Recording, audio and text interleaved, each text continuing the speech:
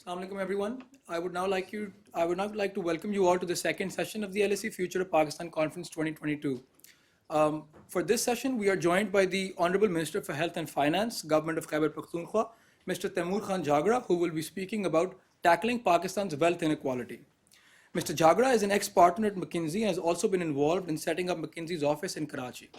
Later on, he joined the Pakistan Tehreek-e-Insaf and was appointed as the Finance Minister for KPK after being elected as an MPA. As an integral part of the provincial cabinet, he has played a vital role in designing the PTI government's developmental policy in KPK. His performance has been specifically appreciated by the International Finance Corporation, the private sector development wing of the World Bank. Interestingly, just weeks before the COVID-19 pandemic started, Mr. Jhagra was also given the additional charge of the Ministry of Health for Khyber Pakhtunkhwa. He took upon this challenge and managed it with great diligence throughout the pandemic. Mr. Jhagra also played a pivotal role in launching and distributing the Sehat Insaf card, a project which introduced a system of free health cards providing medical insurance to every family residing in the province of KPK. This discussion will be moderated by Amen Jalal, an economics PhD candidate at LSE affiliated with the Hub for Equal Representation and the Economics of Environment and Energy program at Stikerd. Originally from Lahore, Amen went to Yale College for her bachelor's. Amen has ongoing quantitative work on gender inequality in low-income countries, including on female labor force participation of college-educated women in Pakistan, and the welfare effects, delivery, and targeting of cash transfers in the Benazir Income Support Program. She is also evaluating KPK's Billion Tree Tsunami Afforestation Program with the help of satellite, administrative, and survey data. For those of you who have just joined us, I would like to repeat the following. You are not allowed to take photos or videos of anyone during the talk. You are expected to maintain discipline and order while the speaker is speaking. After the talk, the floor will be open for a question and answer session. If you have any questions, please raise your hand and someone from the host team will come to you with a microphone. Your questions must be appropriate and precise, and the speaker reserves the right to not answer them if he deems them unfit. With that, over to you, Amen. Thank you so much. Thank you so much for joining us. Before we start the session, I just would like to give you the opportunity to, lead with what you would like to discuss today. So over to you first. I'm happy to discuss anything, and I promise I will not stay silent at any questions. So feel free to fire away and ask whatever you like. It's an honor to be here. I just think before starting, I'll request, I see a lot of Pakistani faces and some non-Pakistani faces. It's been a difficult day. In Peshawar, we have, after a long time, had a very unfortunate incident. I was trying to coordinate it through the day. For those who don't know, approximately 50 plus deaths at a suicide attack on Imam Barga Shia Mosque in Peshawar. I would just want to start off by people observing a moment of silence and praying for the departed souls.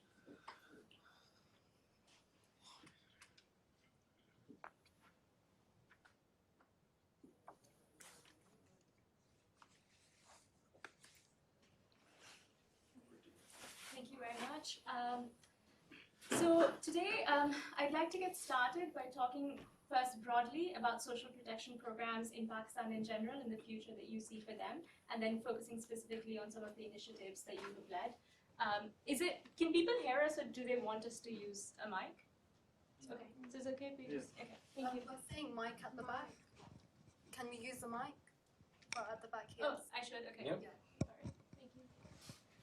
All right, so let's get started by talking about welfare programs. So they're very new to Pakistan, they're very large scale, and it seems that they have sustained themselves over several election cycles and political parties now. The focus in the past has often been on infrastructural investments, but particularly this government seems interested in building institutions around social welfare programs.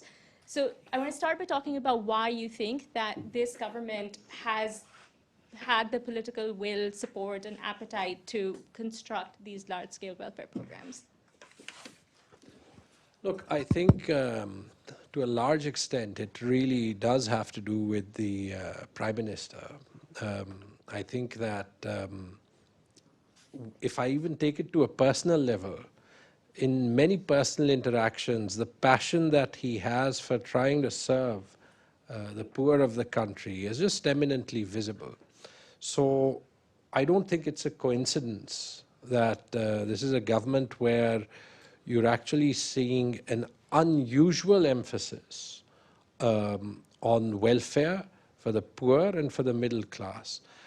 I do think that as the Pakistan economy grows, that there has to be, and I hope that we have actually over the last few years emanated on such a journey, there has to be the journey we have to have towards growth, even though it has to rely on the power of capital, should do so in a way that it's compassionate capital.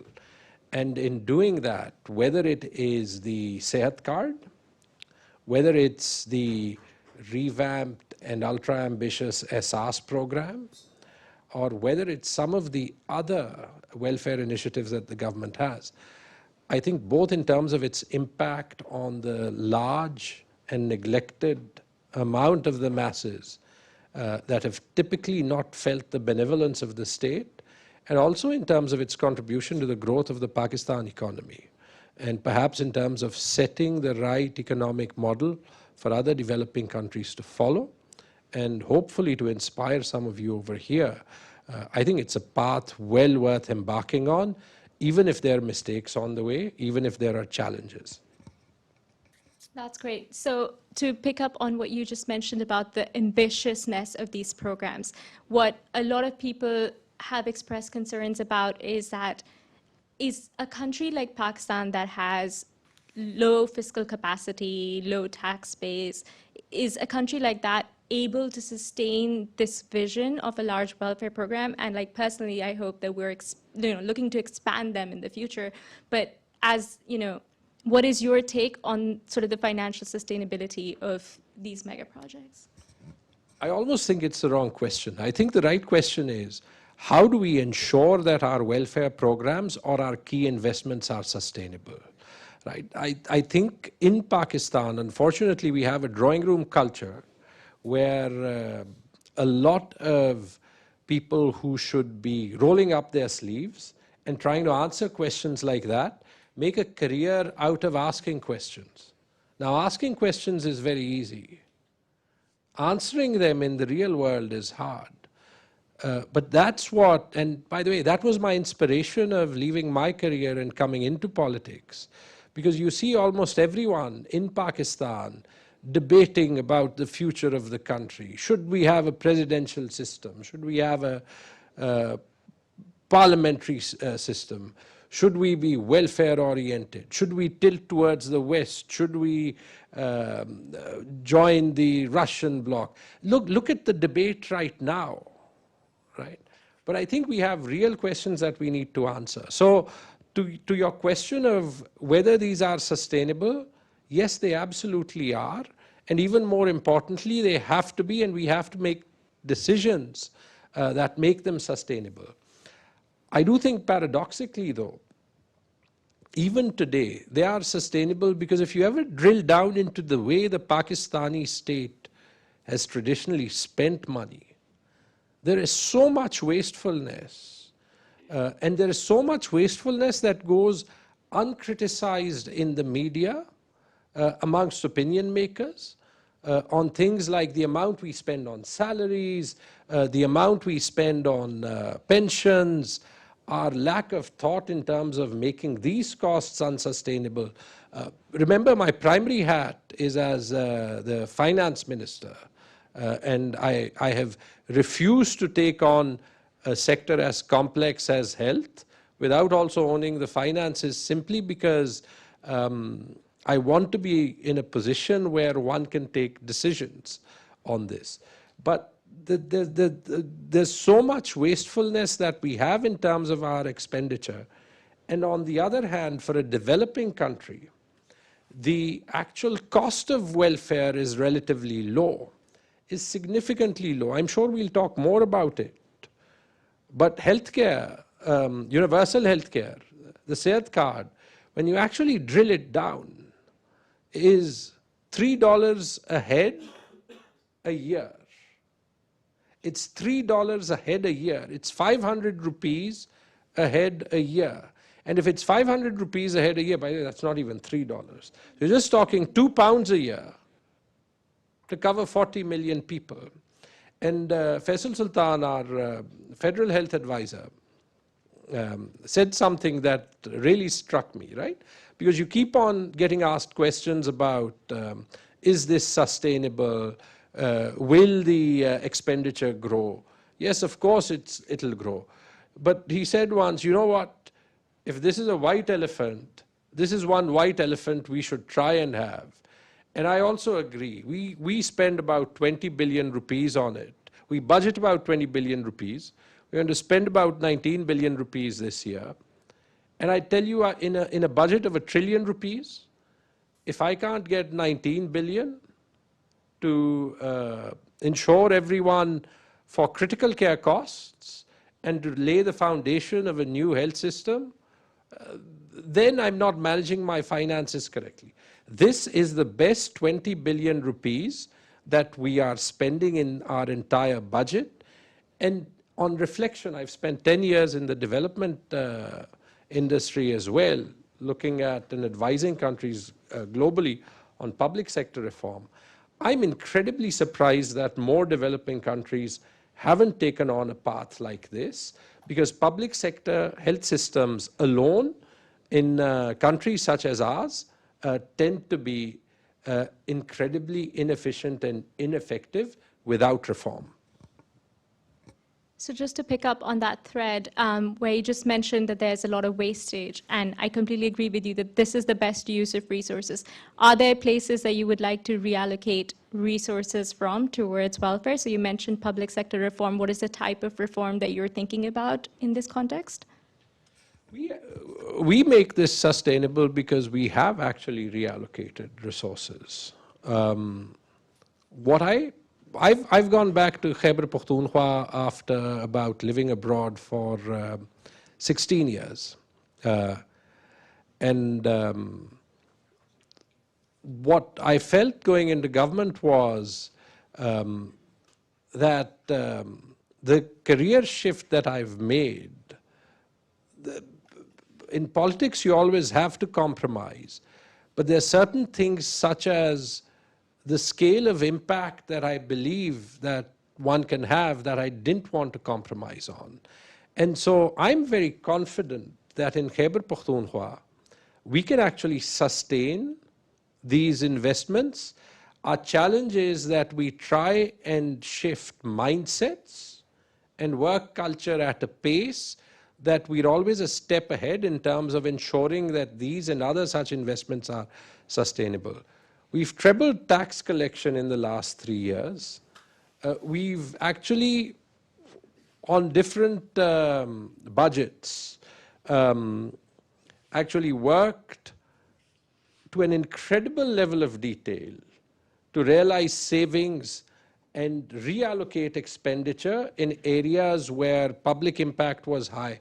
For example, in one budget, we actually slashed 1/3 of new development projects, not to slash development funding, but to reallocate that funding to other development projects or to initiatives such as the Sehat Insaf card, because they were more impactful, right? If you actually reflect on it, our favorite pastime seems to be to build new schools, new colleges, new hospitals, new universities. And I really say, how many? You know, in Khyber Pakhtunkhwa, we've got 30,000 schools. You know, in Punjab, we have 50,000 schools. You know, across the country, we have almost 200,000 public schools. It's an incredible amount. In Khyber Pakhtunkhwa alone, we have about 130 secondary hospitals and about 1,000 plus primary healthcare units. How many more do I need to build? When I compare these with global benchmarks, I'm fine. But when I look at some of our indicators versus global benchmarks, they're not working. So it's a service delivery issue. Now, we've done a lot to be able to both divert spending. I think our biggest fiscal reform that enables more high-impact spending to happen is a continuous and persistent effort to solve our pensions issue, for which I'm cast as the primary villain in the province amongst many in the public sector community, but it's incredibly important. But in terms of making that space, it makes me very confident that there's scope for more initiatives such as the health card, that in itself is a mechanism to make the allocation of resources more efficient. So, you know, if we're partially funding budgets, and the budget for the health card is about 1/7 of my health budget, it's 20 billion out of 146 billion rupees. That 20 billion is going to facilities that are actually being chosen by the public for service delivery, right? So that money is actually going towards facilities that are actually delivering. It's doing that in the public sector, and it's also doing that in the private sector. About 70% of our expenditure goes to private sector hospitals. Again, it is going to private sector hospitals that are above a certain standard and that the public has trust in. And for me, it's bringing those private sector hospitals in the public sector net. But it's also, and I'm sure you know a lot more about economics than me. I get slightly intimidated by all these PhD types. But in my simple way of thinking about things, by trying to drive the health sector through insurance as one of the pillars, it actually helps me to break this national obsession of more bricks and mortar, right? Because by putting this check of ₹1 million in the pocket of every family, I've actually now made it much, much easier for investors to come in and build hospitals, so drive some of the capital expenditure that I would have had to make. And that is a massive drain on resources to build hospitals where I can actually just fund part of the operational cost. So I think the potential in this is incredible. And it's a project I'm just incredibly passionate about, because I think it shows one thing that we constantly despair about in Pakistan. And that is that if we dream big and if we really roll up our sleeves and get our hands dirty, we can make big things happen and make them happen quick. Rolling out the health card in KP took us 90 days. We started on November 1, 2020, and on February 1, 2021, the entire province was covered. You can see I can go on and on about this. I'll just end with one story, right? When we pushed this to State Life, our insurance company, I remember the first meeting. They almost jumped out of their seats. They were looking for excuse after excuse to make it not happen. It had never been done. It would take 6 years. The premium would have to rise from 2,000 to 6,000 rupees. Our hospitals would fall down. There would be long lines of people. There would be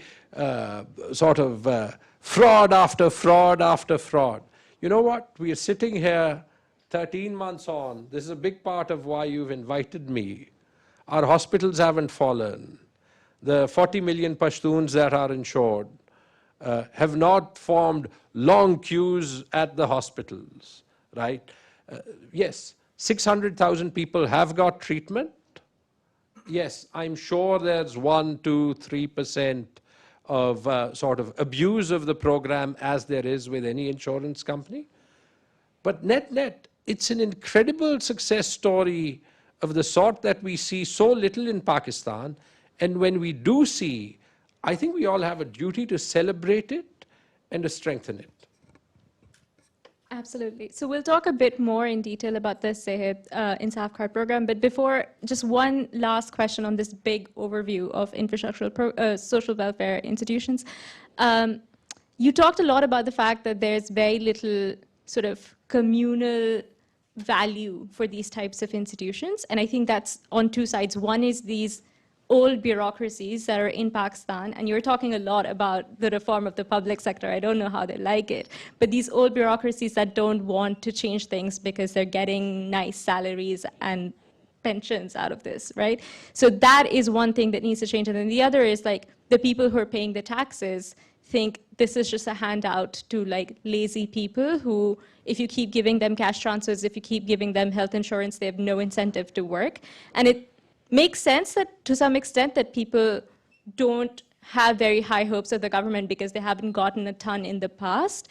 But when you approach these types of big projects, how do you think about building a culture where people and bureaucrats want to value and sustain these types of welfare programs and, stop worrying about leakage and corruption and lazy poor people and actually recognize that this is a redistributive responsibility we owe back to this country? I mean, you should never stop worrying about abuse. You should never stop worrying about corruption. You should never stop worrying about how to improve anything that you're doing. I don't think that is the point. But I don't think that that worrying should stop you from taking risk, right? And I feel that traditionally, I mean, I come from a political family myself, but I feel that traditionally, the two sets of decision makers in the system of governance in Pakistan, the political leadership and the administrative leadership, have both been too risk averse in terms of unconventional reform. With the bureaucracy, that's understandable, right? Any bureaucracy, by definition, is going to be risk averse. It's their job to moderate risk, right? It's our job to challenge them and to sort of drive forward paths that allow us to take greater risk while working with them to control and mitigate some of the effects of that risk, right? So if you alluded a little bit, I think, to the SARS program, right? And I think, let me talk about these criticisms, both of the SARS program as well as of the Sehat card, in terms of the sort of waste of public taxpayer money argument that's targeted at both of them. With the SARS program, I think what is simply important is not that people will not graduate out of the program. I think that is a real question and one that we have to continuously think about. I think a more important question is that there's around a third of Pakistanis that live below the poverty line that no one's ever thought about, right? And what the Pakistani state has traditionally done is to, in a very arbitrary manner, favor a very small few. So before we talk of the poor graduating, we have to actually do something about improving their lot. Interestingly, by the way, the SARS program gives us very little political capital. It gives us almost no political capital. And this is one of the discussions that at many of our senior meetings of political leadership we have. But it's more important than that. It doesn't give us political capital because most people who benefit from an SR stipend don't want to make it public. No one wants to raise their hand and say, I'm living on charity. But that's precisely why these people need to be supported. And I think what the graduation from BISP to SARS has done, BISP was a decent program, but SARS, through an incredible amount of work, championed by the Prime Minister, I think very good work done by Dr. Sania Nishtar, has taken out a lot of the anomalies in the program. Everyone knew that the BISP data was about 80% correct. But the 20% flexibility, if you want to call it, where political appointees had been favored, when we actually did a cleanup, we found grade 20 and grade 21 very senior government officials on the database that we had to remove, eroded the credibility of the program. 2 years ago, when we distributed emergency cash funding to COVID affectees based on the new SARS database, I don't remember a single complaint, at least in Khyber Pakhtunkhwa, because all of this had been cleaned up, right? So I think what we now have is a very powerful data set that can be cross-referenced by multiple points of data. Have you traveled? What's your phone bill? What's your electricity bill? Do you have a car? Do you pay tax? Are you a public sector employee? Data in 2022 allows you to do that. And that allows you to do what many in academia had always been saying, is to actually target subsidies or assistance. And I think in that sense, it's an incredible success. Contrast it with the old way of doing things. As a politician or as a public official, I could pick 1 in 100 and dole out a low-level government job. That was a traditional way of giving benevolence, and that's something that we as politicians face today, because there's 70 years of culture behind that.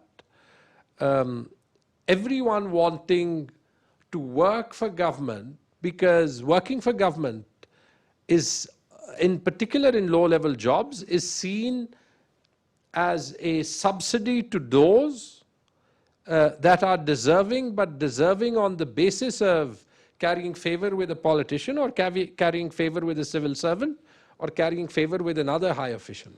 So think of what a step change it is, that if you can just SMS on your phone, right, and you're not in that 1% that has access to me or access to another high-level politician, and get assistance from government, right? That's an incredible change, and we don't see enough of that. The recent SARS ration subsidies, because of the inflation that we're currently facing, are going through the same system. And they're not just going to benefit beneficiaries, they're also going to benefit the small Karyana store owners, the small general store owners, in every village in the country, at least in the provinces that choose to do it, which is Punjab and Khyber Pakhtunkhwa. And so think of the effect they have on the economy. It's very easy to sit in your drawing room and say, yes, how are people going to graduate? But why aren't you talking about how are 50 or 60 million people going to put food on the table? And yes, then let's talk about how they're going to graduate. And by the way, I think the way they're going to graduate is we have to reimagine our job market, and we have to reimagine our public sector. And I don't know if we'll find time to talk about that. Now, similarly, go to the Sehat card, and you get a few questions. Ask me any question. I can't tell you there won't be some grain of truth in it, but I promise you I'll have an answer, and I hope it will be a reasonable answer. The biggest criticism, the drawing room type criticism, is, why are we subsidizing the rich? Why not only target the poor? And I'll tell you why. Healthcare shock of big disease is not just restricted to the ultra poor. As a politician, one of the core parts of my job description is actually going to pray for, going to people's duas in my constituency or around Peshawar. And you find a lot of young people passed away of heart disease, passed away of other illness, and you actually realize it's not just the poor, it's the middle class that almost plays Russian roulette or gambles on many critical healthcare costs. So for example, if you need heart surgery and that costs 300,000 to 500,000 rupees, it's not just the ultra poor can't even think about it. But for the middle class, let's say someone earning between 50,000 and 100,000 rupees, I promise you, even if you look at people who are typically earning 200,000 rupees and have a family to support, their savings are going to be about 10% of their income. How are you going to take 5 lakh or 500,000 rupees to pay for a heart surgery? So people just gamble, right? They leave it up to God.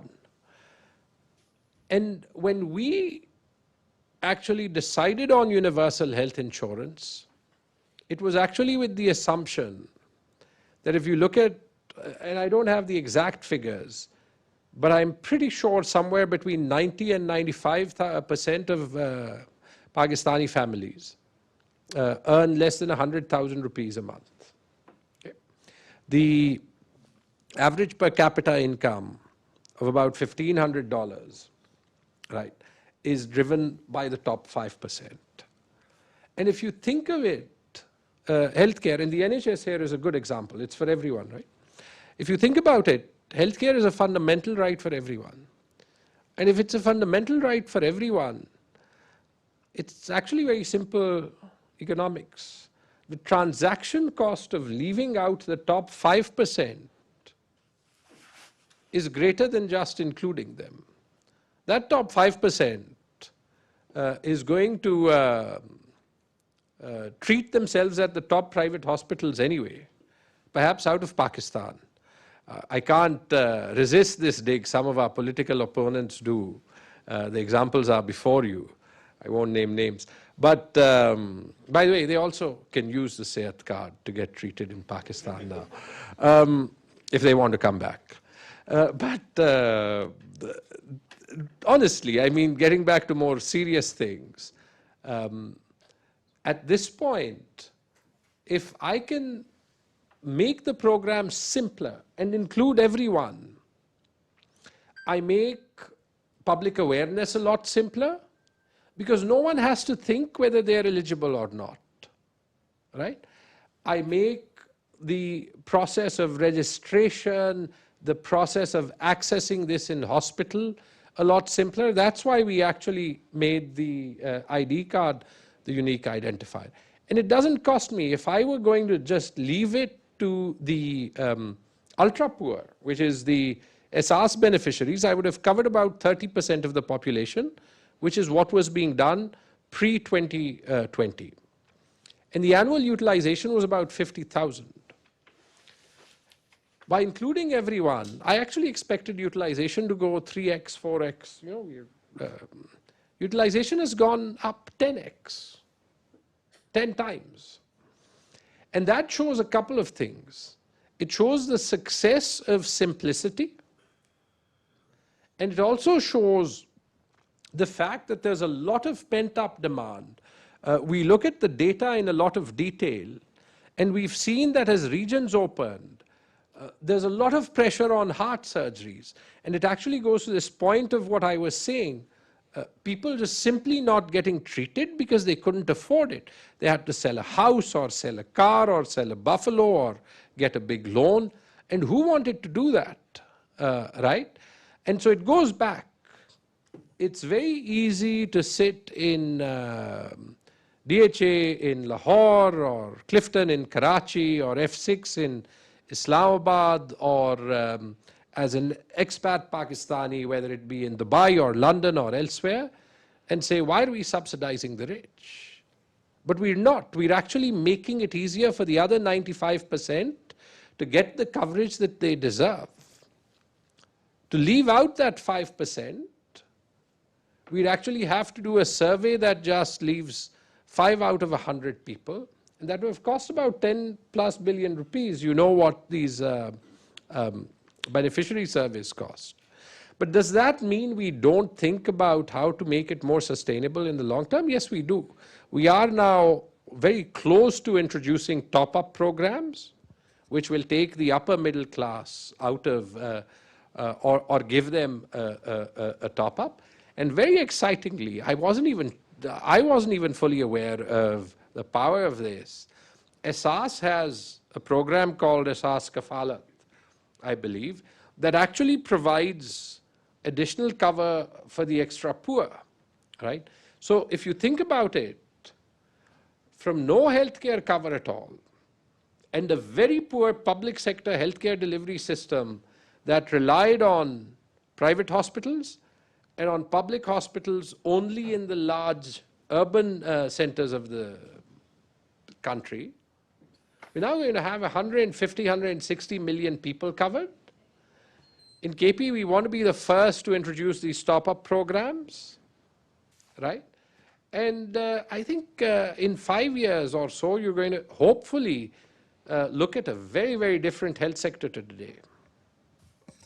That's excellent. So I just wanted to say two things which I'm really surprised to hear you talk about, because I don't think, I haven't ever seen a policymaker who's noticed this, but I think the economics research has been very clear about two things. One is like these types of welfare programs, first of all, definitely benefit the people that they're going to. It doesn't mean people stop working, they start being less productive, but also they generate these spillover, what economists call general equilibrium benefits for like the Kirana store owner that in Pakistan we've never measured, but they exist and they've been documented in other countries. And then the other thing is like, no matter how well-intentioned your targeting program is, someone is going to miss out, and that person could be the person that has a heart attack and doesn't get to do this. And the rich have no incentive to wait in lines to get the subsidized healthcare, since they can just pay for it. So the transaction cost of, serving your entire population every few years to maintain a registry where you keep updating who is an eligible beneficiary is just, it's not worth it when it's something so fundamental. So that's really exciting to hear. I just don't think many other countries, even let alone Pakistan, have thought about healthcare or any other public service in that way. So talking specifically about the Sehat Insaf Card program, what's interesting to me is that you decided to opt for this public-private partnership model. And on the one hand, there's very little chance, perhaps, that public hospitals will be able to compete with private hospitals on attracting people, because if I am given a voucher to go get myself treated, I would probably go to a private hospital because I would imagine that they have a better, just a better infrastructure to provide assistance. So I'm not sure what that does on the one hand for public hospitals being able to survive. And if this means that we move towards a model where most people are getting their healthcare from the private sector, should we worry about that? Is like the state essentially purchasing healthcare from private hospitals a dangerous precedent? Because in countries like the US, it hasn't worked out too well. On the other hand, I feel like, again, this is an easy drawing room criticism to have because I can afford to go to a private hospital, but shouldn't we give poor people the opportunity to have choice in their healthcare decisions about which doctor they want to go to and which hospital they want to go to? So I see this as a very complicated issue, and I would like to hear about what your vision is. Like right now, of course, there's a limited number of, data points that we have, but where do you see this going in terms of the future? I don't think it's a complicated issue. I also want to say the public sector healthcare system is not disappearing in Pakistan. We have to strengthen it, but it can't be the only constituent part of our healthcare delivery system. Just to bust a few myths, though,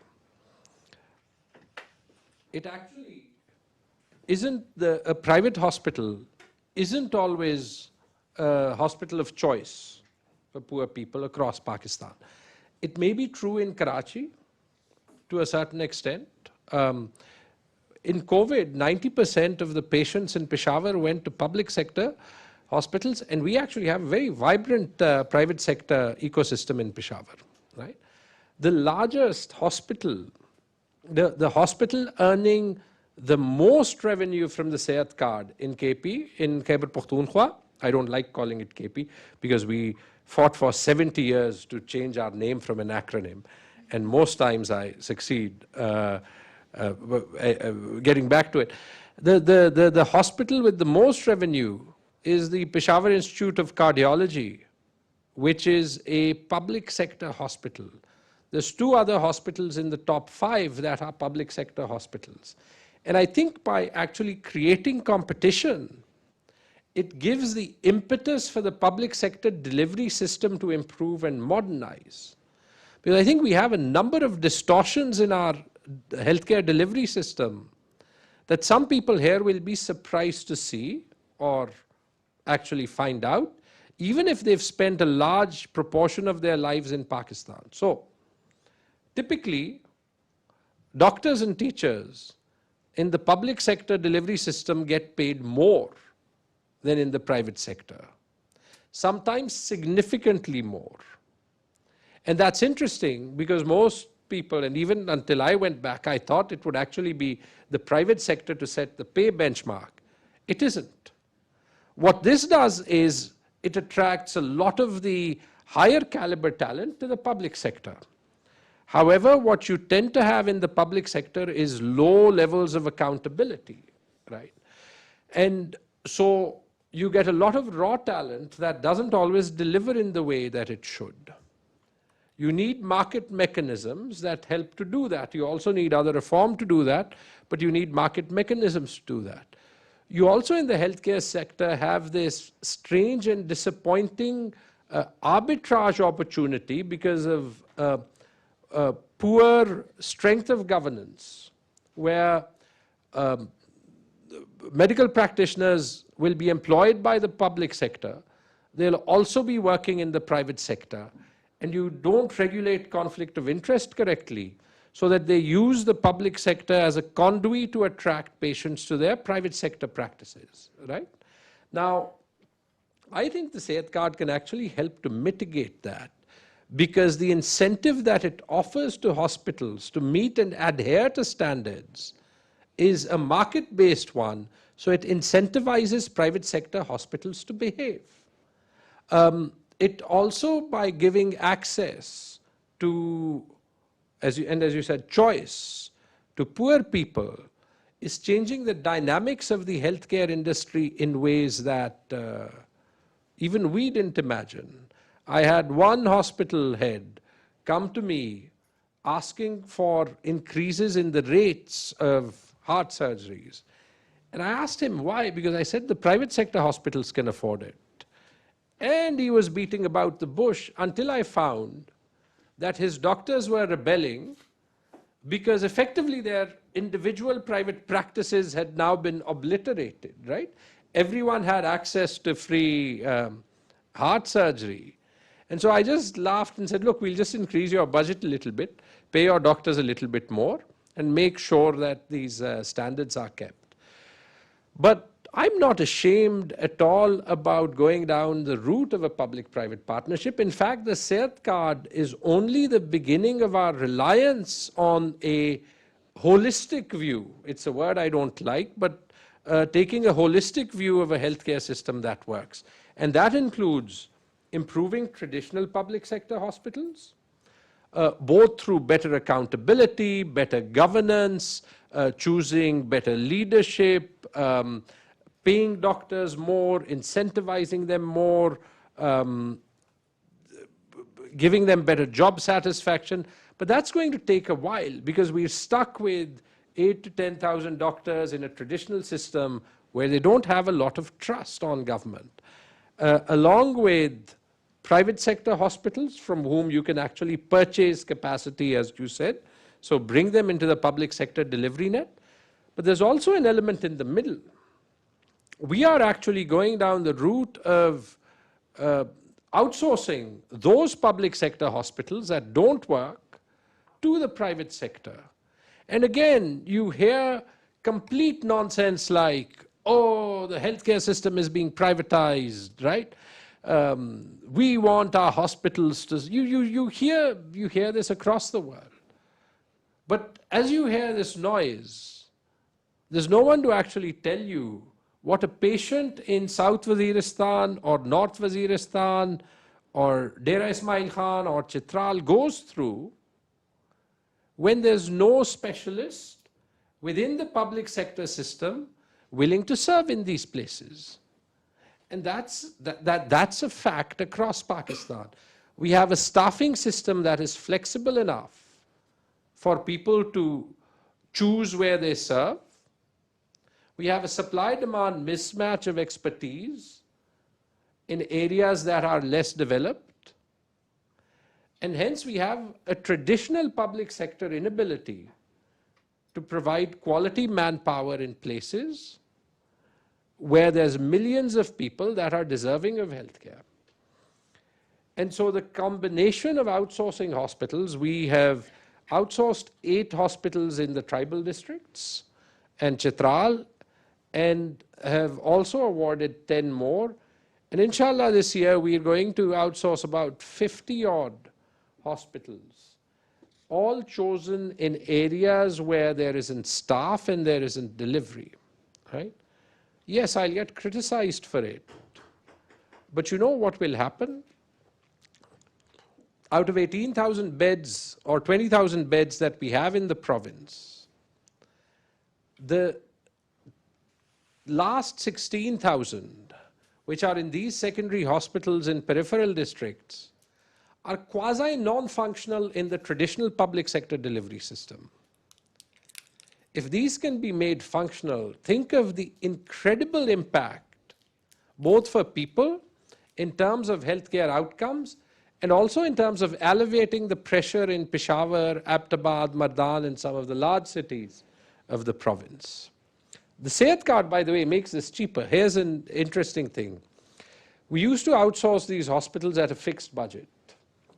In the last round, where we outsourced 10 hospitals, we reduced the budget ceiling and asked hospitals, or providers, sorry, to then get registered with the Sehat card and then make the additional revenue that they wanted to make through Sehat card patients. And we got a lot of hue and cry from the private sector. The private sector is smart. They always try and get the best deal for themselves. And people won't bid and so on. You know what? We put 11 hospitals on the market. We got 66 bids. They've all got awarded within those lowest rates. So it goes back. Not only is public-private partnership incredibly important in terms of getting the healthcare system to work at scale, the Sehat card as sort of the glue that holds the system together is a means of actually making spending more efficient and in some way lowering cost. And the last example of that is we are now in the process of giving away 4 sites, because I've only talked of brownfield hospitals, that is, hospitals that are already in existence, right? And the Sehat card is the mechanism to get service delivery out of them. We are now in the process of building 4 greenfield or new hospitals, 1 in each part of the province, through public-private partnerships, where the government donates the land, the private sector will come and build these hospitals, and we'll be able to run them as a joint venture. So a true greenfield public-private partnership of the sort that's never been done in Pakistan before. And again, the Sehat card makes it possible, because if I were investing and I know that there's both national operators and private equity players that are interested in these hospital builds, effectively, because whereas healthcare demand is inelastic, the ability to finance healthcare used to be a lot more variable depending on the GDP or the income per capita of different areas. The Sehat card equalizes that a lot, because it puts critical healthcare in the reach of anyone across Khyber Pakhtunkhwa, regardless of where they live, regardless of their income level. So it suddenly makes that investment in building a new hospital a lot more attractive to me.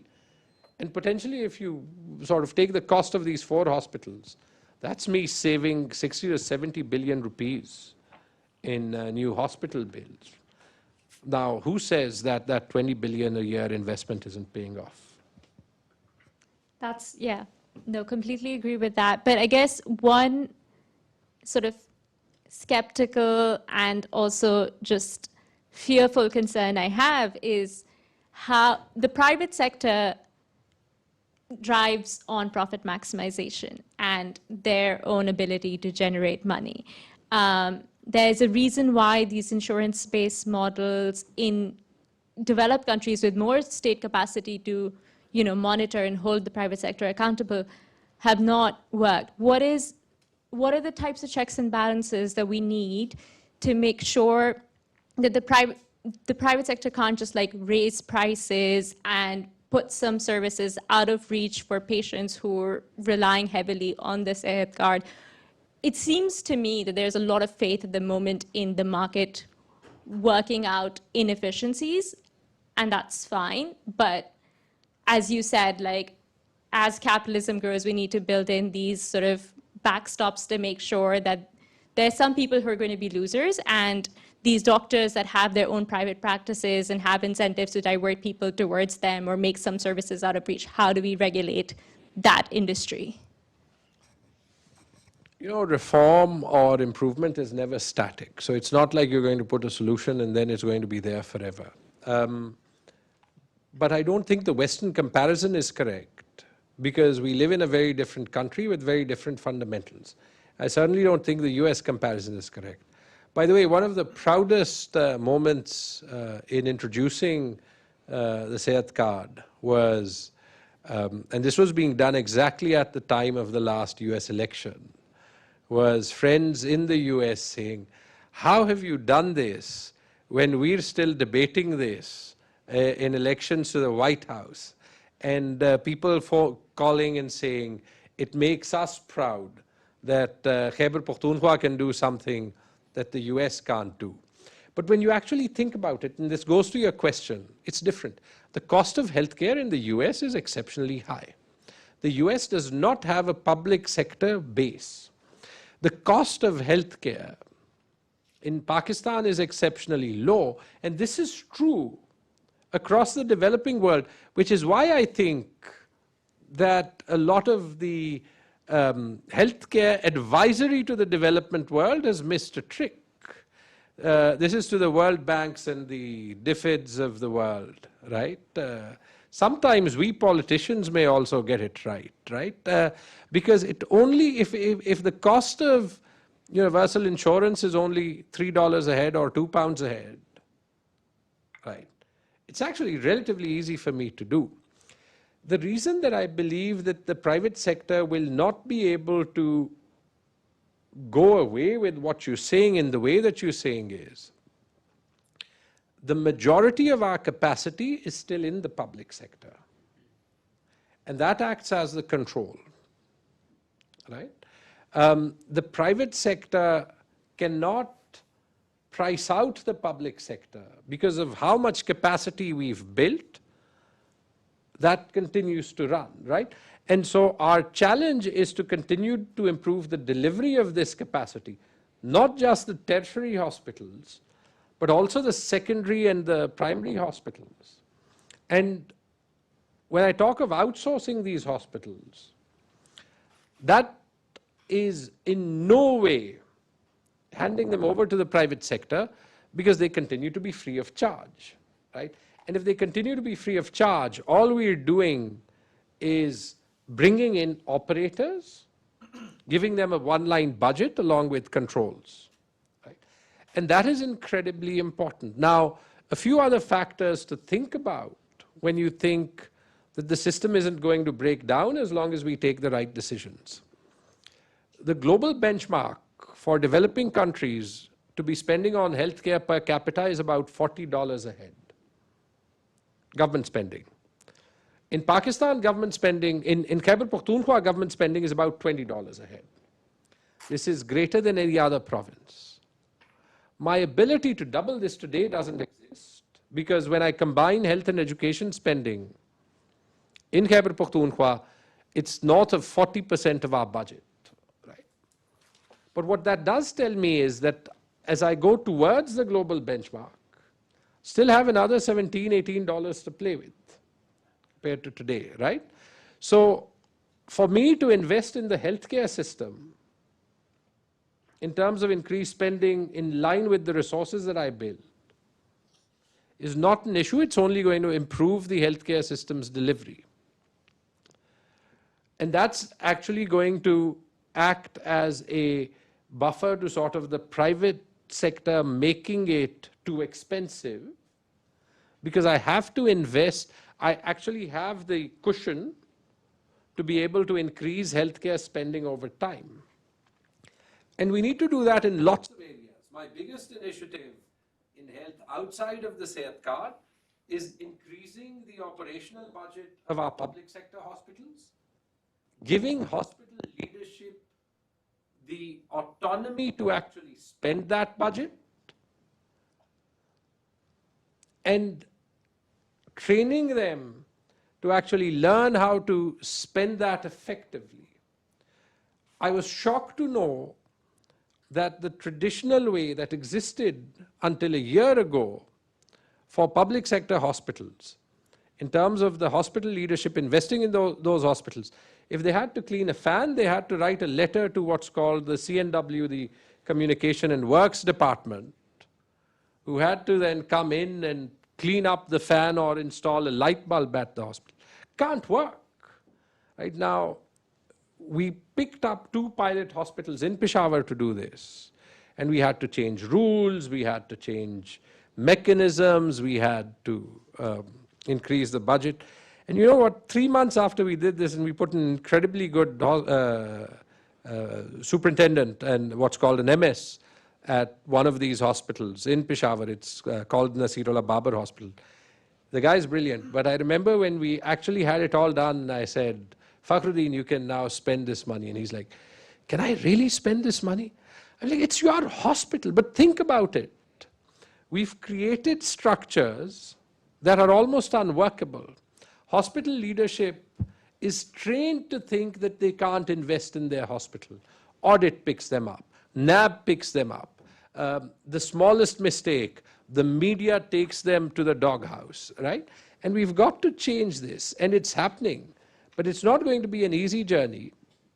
I certainly don't think the private sector is going to crowd this out.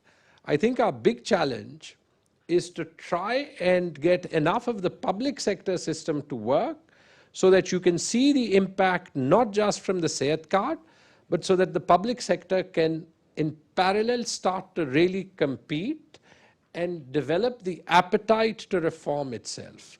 And we've started down that journey. But somewhere along the way, every couple of months or so, I do get a bunch of doctors or healthcare staff holding up my name, burning effigies, so on and so forth. But I guess that's the price that has to be paid. Reform is never popular. All right, I think in the last half an hour, it would be nice to maybe go around the room and collect some questions. Yeah.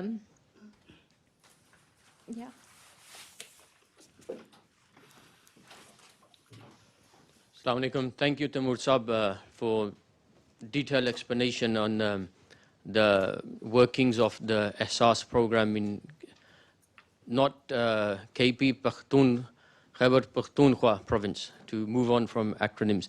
Lekin Taimur Sahab, forgive me for bursting the bubble here a little.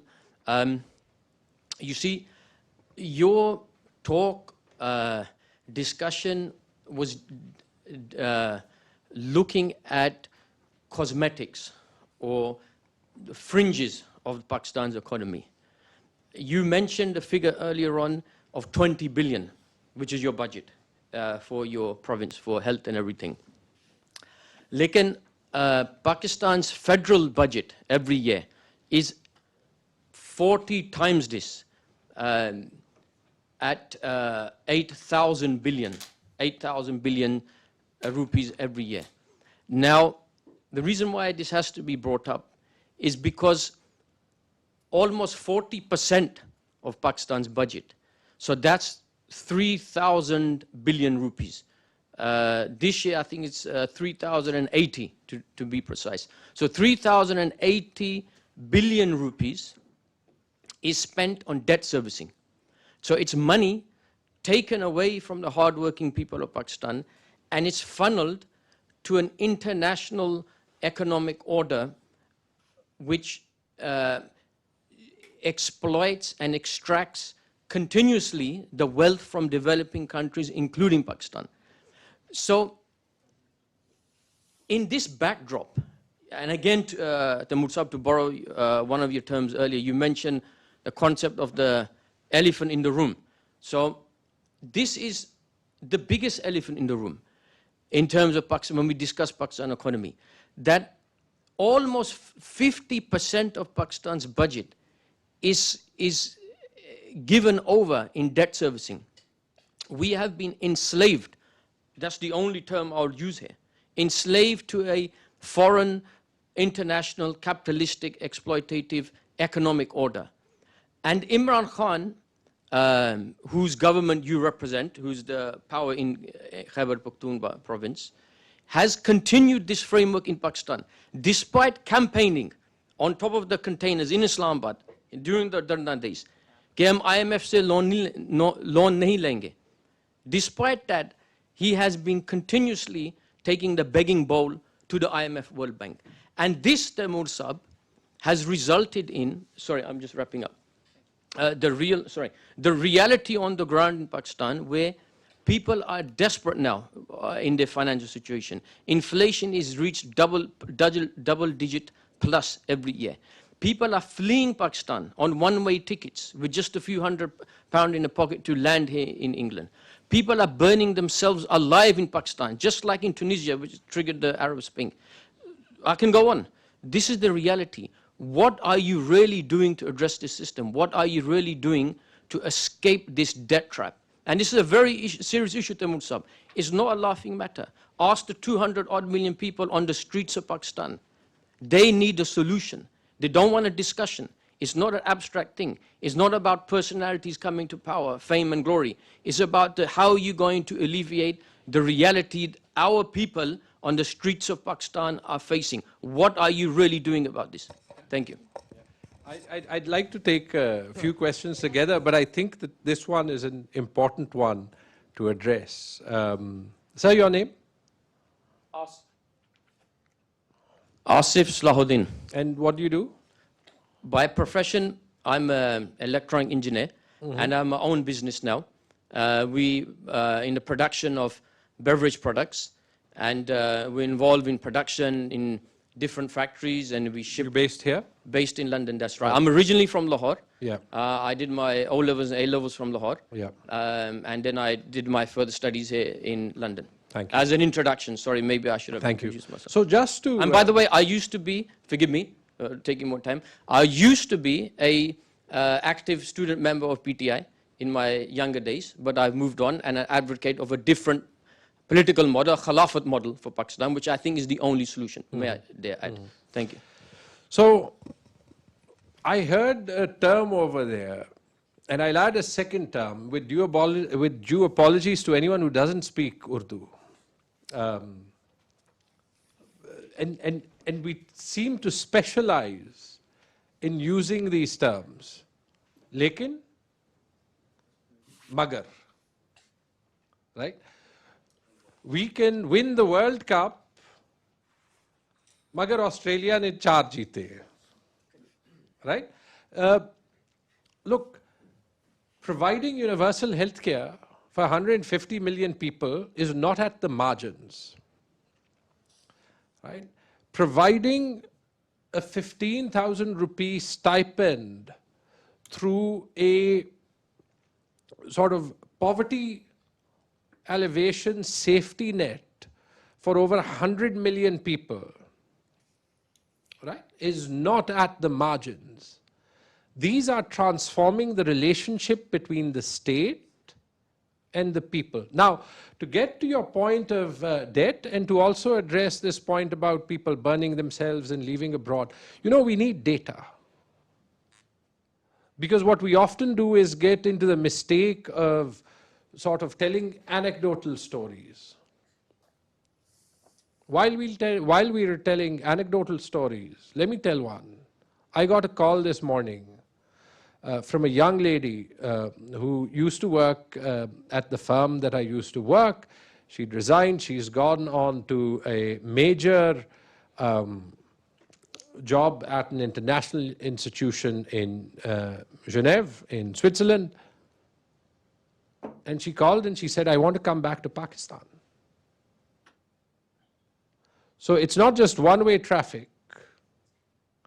There's an incredible amount of talented young people that want to change the fate of our country. I hope some of them sitting in their room, and I hope some of you at different points of your life will make that jump back to give back what you've learned to your country. I did that. I spent 16 years abroad with no specific plan of knowing when to go back. I always knew that I wanted to go back, but I did. Debt is an issue, sir, but I disagree with the way that you've presented it. I think if you look at debt to GDP for Pakistan and many other developing countries, we're not out of the ordinary. Our ability to repay that debt is poorer than some other countries that have similar debt to GDP levels. But I can tell you a little bit about what we've been doing on that. And we've taken difficult decisions, right?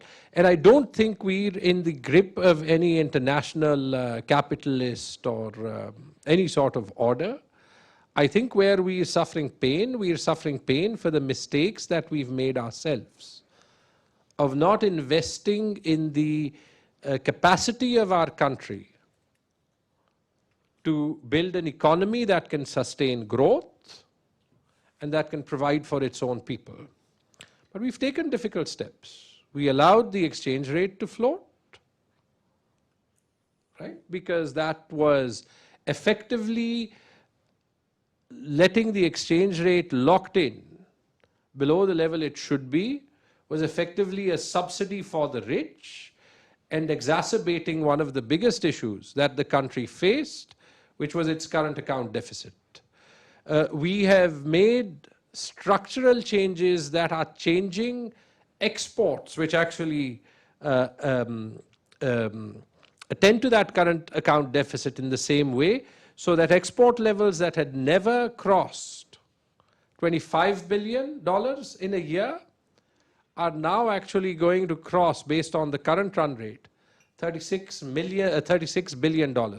So from 25 to $36 billion, right? We are making structural changes in the fiscal management of the country that have never been made before. When I address pensions in Pakhtunkhwa, I address a 100 billion rupee a year issue, which is one of the big contributors into why the country as a whole needs to take on debt, right? You can, one of the other big things that the Prime Minister has done is unlock access to finance in the housing sector, for the agriculture sector. These are all building blocks of allowing the poor and the middle class to grow. We have to take our own decisions in terms of what's good for the economy and what's not. Sometimes that's going to be based on listening to the international world order. Sometimes it's not. Like the Sehat card is something that no one really advised us on in terms of making universal. So I think there's a lot happening. And there's a story to be told about how all of these things together are actually laying the foundation of an economy that can grow. I don't think that story's been told well enough, because in particular it's happened at a time of economic pain, not just because of what we inherited, but also because of COVID, right? But I do think that things are coming together, and I don't think that Pakistan's going anywhere. Even irrespective of this government, I think Pakistan has an incredible amount of resilience. We've gone through Afghan wars, we've gone through a breakup of the country, we've gone through points where the forex reserves post the nuclear bomb were about $250 million, so a couple of weeks, but we've bounced back. What we now want to do is not bounce back to mediocrity, but to bounce back to a place that a country of 250 million people should. And that's also not a political statement. I think that's now the task of my generation and of the generation in this room. And it's going to take 10 or 15 years, but if we do it right, there's absolutely no reason that an institution that can send, that a country that can send so many people to LSE and to the best universities in the world can't tap some of that human capital to invest in the development of its own country, and inshallah that will happen. Could we start with the questions at the back, perhaps? Yeah, let's take 2 or 3. I just want to pivot the conversation a bit. Firstly, I think I personally am a big fan of what you're doing. And there's a very simple reason for that. I think you're bringing about structural change that will last past your tenure and the PTI or whatever else. And I think that there's very few people of the sort. Hopefully our tenure will also last, but that's a separate. Inshallah.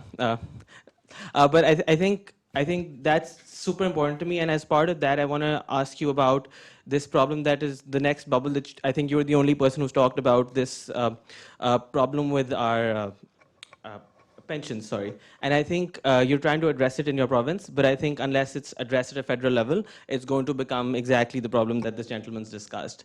And on the second angle, I do want to say I fully agree with what you're saying. It's people who are thought leaders here who need to go back. I mean, I was investment banking at JP Morgan. Every single person, including my mamu, called me and told me I'm an idiot to go back to Pakistan. I have not regretted it for a single day. I do have days when I miss London a lot. But I think unless we choose to go back ourselves, there's not going to be people who've had the same opportunities as we've had, this exposure. You don't find Taimur Jhagra coming to, I don't know, some random school every day for 30 people, right? So you have to use this exposure, go back and make a change. So yeah, thank you. Thank you for coming here. Let's get some more questions. So perhaps at the back, there's some. Assalamu alaikum. I'm Madiha. I'm an alum and run an organization that creates programs for street children. And I completely hear you on the service delivery and on improving on that front. But I'm also interested in what the thinking is around increasing access when it comes to populations that are underserved and continue to be because they don't have the required identity documents. Yeah, is there any effort to expand the social protection net and take them into account?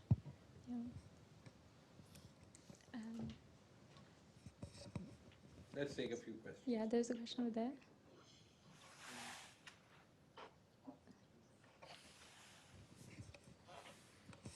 Assalamu alaikum. Thank you for the presentation. Sania Heather here.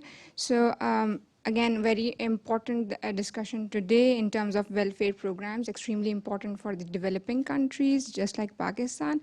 However, to lift poverty for a sustained period of time in a sustained way, we need to achieve economic growth, right? And sustained economic growth. If we see our neighboring countries, China, India, China lifted 800 million people after having sustained decade economic growth of 9 to 10% or even beyond, right? Currently, if we look at Bangladesh is experiencing over 9% growth rate, whereas Pakistan's is merely lingering around 3 to 4%. That's a major gap. Bangladesh per capita GDP is 45% more than Pakistan currently, right? So if we see, as the gentleman here also pointed out, the major problem that Pakistan is experiencing is low growth rates. We have a major current account deficit, and due to which we have this issue of a macroeconomic crisis. Please wrap up because there's a lot of people waiting. So again, my question is, what is the plan of the PTI government, or what is your vision? What are the practical steps that we need to take to increase our exports? We are importing basic things like tea. Even wheat in the last year we had to import because of mismanagement. We call ourselves an agricultural country, but we import basic food items. Okay. What is the plan of the government? Point. Just want to get some more questions because we have like 10 minutes to go. Is it okay if we get one more? Okay. Maybe the person just in front of you. My question is, first, thanks for coming. Recently, the World Bank said our economy grew by 4%, and they were surprised, and all these good things that you're doing. But why is the mainstream media, even obviously I can't watch ARI and stuff, I read Dawn nearly every day. Why are you guys struggling 4 years later to get the mainstream media to tell the world, to tell Pakistan the good stuff? And secondly, where I'm from Azad Kashmir, and thankfully there's a PTI government there. But Sindh, now inshallah this current jalsa that are going on, they do actually help. But if Sindh, we don't win Sindh in the next election, will Sindh be left behind? And just KP, which is obviously good, KP goes forward, but what's the plan? Yeah, thanks. Hello. Anyone else? Okay, so we have a few questions here. The first question was about the need to address some issues at the federal level, and the example given was pensions, right? To say that pension is more than just an issue for Khyber Pakhtunkhwa. It's true. I think that on that, what I really truly believe is that we as a country have to really learn, and we have to really learn to both celebrate our diversity and devolve decision making, and then allow decision making to sort of proceed, even if there's a few mistakes that happen, right? Off and on we get this debate about the 18th Amendment. Each of the provinces in the country is the size at least of a mid-sized European country, right?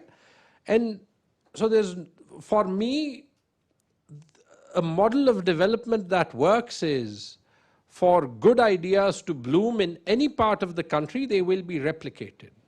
There's no better example than the Sehat card.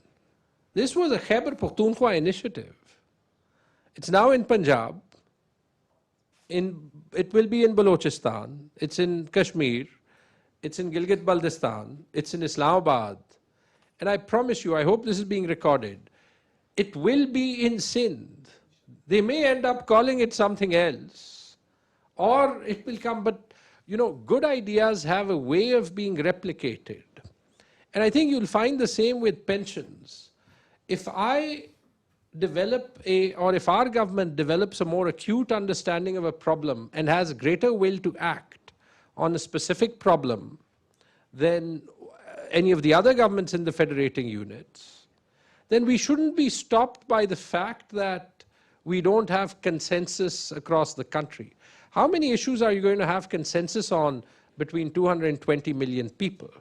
And so I think on many, many sort of non-international issues, we have to stop this search for getting the country on one page before someone decides to take action, because that is precisely the reason why we've tangled ourselves in so many complex problems which actually act as overall inhibitors to the growth of our economy.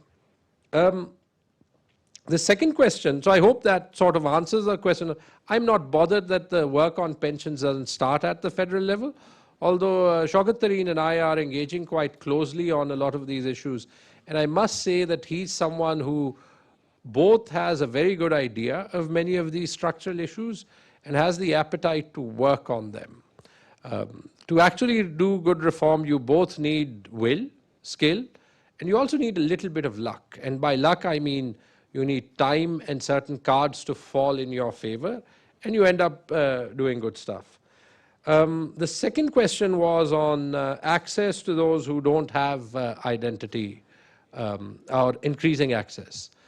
I think it's very hard to include them in the universal health insurance, because you have to have some mechanism of people being included, and the national ID card system that Pakistan has is an incredibly powerful one, the power of which we're only just learning to harness. If we sort of let go of controls such as the national ID card, we open the system to an incredible amount of abuse that we can't do. However, what I think all of you can be incredibly proud of is that Pakistan, and certainly Khyber Pakhtunkhwa in particular, has never asked questions about giving access to the millions of Afghan refugees that work there. When I look at the major hospitals in Peshawar, 30 to 40% of the footfall there tends to be from Afghanistan. There's never any questions asked. We always just fund them from our budget, and we will continue to do so. So there's other ways through which we can improve and increase access. And what hopefully the Sehat card will act as for Pakistanis who don't have ID is to act as an incentive for people to get registered. Not just them, their wives, their kids. This should act as an incentive for birth registrations to happen, for death registrations to happen. I think there's a lot of good side effects. We have to end in 2 minutes because the lights will go off, but we can continue outside. So That will remind us of Pakistan, the lights going off. The media is against us. I think it both proves that the media is driven by the market and also proves, in this case, that Pakistan has a free media, otherwise it wouldn't be against us. And in terms of the comparison with Bangladesh, I think you're right. Our challenge is sustainable growth. And I think that we have taken many of the right steps. We need to have the courage to continue on these steps for them to pay dividends, right? Just reflect on this. Let's end with this. We can be incredibly proud of the progress that Pakistan has made. But in the cliched view of things, right, Bangladesh was the weak economic partner to Pakistan. To the fact that Bangladesh today can have a more controlled population, 45% greater GDP per capita, both shows us that countries can transform faster, and hopefully we can use that spirit of competition to actually get ahead. One big challenge that we need to address, we're trying to address in terms of being able to take big decisions faster, is red tape. And I think we haven't moved fast enough on that. But if we can address that as well, we can take many, many more bold decisions faster. And there's no reason that we shouldn't be way ahead of where Bangladesh is today in terms of our economic trajectory. Thank you. Thank you so much, everyone, for coming here. I would just like to thank our speaker, Mr. Taimur Khan Jhagra, for flying in all the way from Pakistan to speak here at the LSE. Sir, we have full faith that you will continue to deliver policies that will benefit the people of Khyber Pakhtunkhwa. And thank you all for attending day one of the LSE Future of Pakistan conference. We hope to see you at the two sessions that we're hosting tomorrow. One with Pakistan's National Security Advisor, Dr. Moeed Yusuf, and that will be followed by the keynote address, which will be delivered by the Honorable Mr. Justice Syed Mansoor Ali Shah of the Supreme Court of Pakistan. Thank you and Khuda Hafiz.